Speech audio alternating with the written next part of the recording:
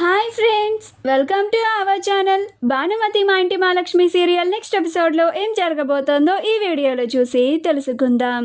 ఇదంతా జరగడానికి కారణమైన ఆ అమ్మాయి ఎవరో తెలుసుకుంటాను నాన్న అని అన్న పార్దు. అసలేం జరిగింది అని తెలుసుకోవడానికి ఈ వీడియోని స్కిప్ చేయకుండా ఎండ్ వరకు చూసేయండి.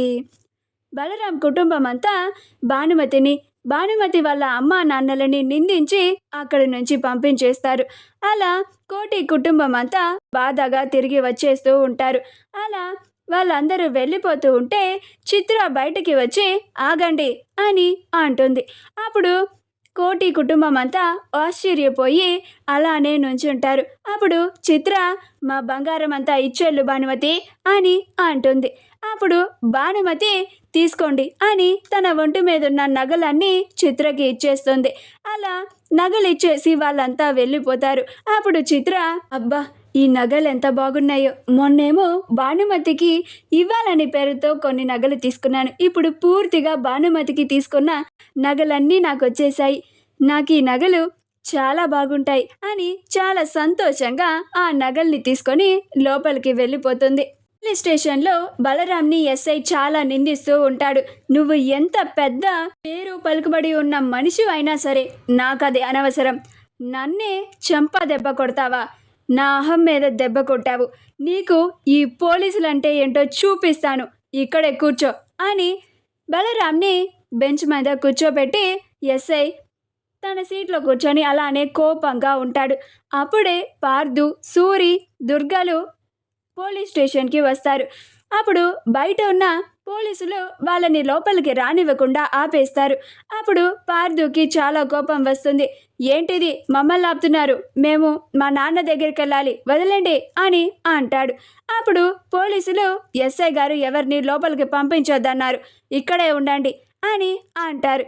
అప్పుడు పార్దు ఏ ఎస్ఐ ఏంటిది, మేమెవరో తెలుసా నీకు అని అంటాడు. అప్పుడు ఎస్ఐ మీరు ఎవరైనా సరే నాకు అనవసరం అని అంటారు.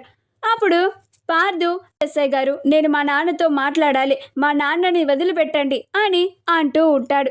అప్పుడు ఎస్ఐ వాళ్ళని వెంటనే బయటికి పంపించేయండి అని అంటాడు. అప్పుడు వాళ్ళు వెళ్ళండి అయ్యా వెళ్ళండి అని అంటూ ఉంటారు. అప్పుడు పార్దు సార్ ప్లీజ్ సార్ ఒక్కసారి మాట్లాడి వస్తాను అని అంటాడు. అప్పుడు ఎస్ఐ ఏంటయ్యా గొడవ, సరే 5 నిమిషాలే మీకు టైం ఇస్తున్నాను, వెళ్ళి త్వరగా మాట్లాడి వెళ్ళిపోండి అని అంటాడు. అప్పుడు పార్దు బలరాం దగ్గరికి వచ్చి నాన్న అని అంటాడు. అప్పుడు బలరాం రే పార్దు, ఇదంతా జరగడానికి కారణమైన ఆ అమ్మాయి ఎవరో తెలియాలి, నా పరువు పాతాళానికి తొక్కేసిన ఆ అమ్మాయి ఎవరో నాకు ఖచ్చితంగా తెలిసి తీరాల్సిందే, ఈ పెళ్ళి ఆగిపోవడానికి కారణమైన ఆ అమ్మాయి ఎవరో తొందరగా తెలుసుకోండి దుర్గా అని అంటాడు. అప్పుడు దుర్గా అలాగే అన్నయ్య అని అంటాడు. అప్పుడు పార్దు అలాగే నాన్న, నా పెళ్ళి ఆగిపోవడానికి మన ఇంటి పరువు ఇంతలా దిగజారడానికి కారణమైన ఆ అమ్మాయి ఎవరో అతి తొందరలోనే తీరుతాను నాన్న అని అంటాడు. పార్దు నాన్న మీరు ధైర్యంగా ఉండండి, ఏదో ఒకటి చేసి నేను అతి తొందరలోనే మిమ్మల్ని విడిపిస్తాను అని అంటాడు. అప్పుడు బలరాం నేను ధైర్యంగానే ఉన్నాను పార్దు, అమ్మని జాగ్రత్తగా చూసుకో అని అంటాడు. అప్పుడు పార్దు మాట్లాడకుండా మౌనంగా ఉంటాడు. మా వీడియో కనుక మీకు నచ్చినట్లయితే లైక్ చేయండి, షేర్ చేయండి, మా ఛానల్ని సబ్స్క్రైబ్ చేసుకోండి, పక్కనే ఉన్న బెల్ ఐకాన్ని క్లిక్ చేయడం మాత్రం మర్చిపోకండి.